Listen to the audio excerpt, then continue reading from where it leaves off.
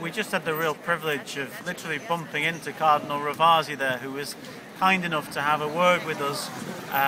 He was the Pope that gave the retreat at the beginning of Lent to our Pope Emeritus Benedict, and then after retirement, obviously, he entered into the conclave.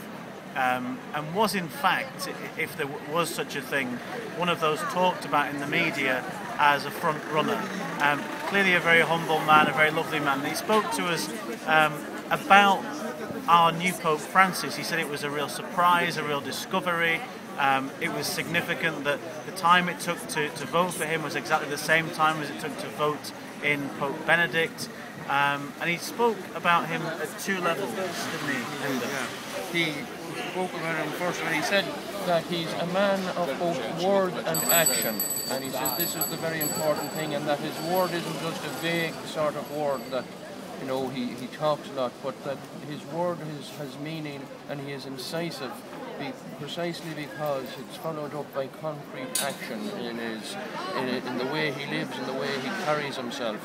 And he went on to talk as well about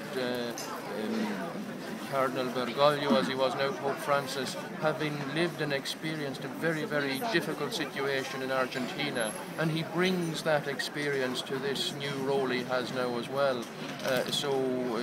Cardinal Ravasi was saying that is a great gift for the Church, and a bit like Father Andrew was saying the other day, he mentioned that word of surprise, and that it really is the God of surprises, and we were all surprised by this. And Cardinal Ravasi himself, a very astute man, an extremely cultured man, a man of high culture.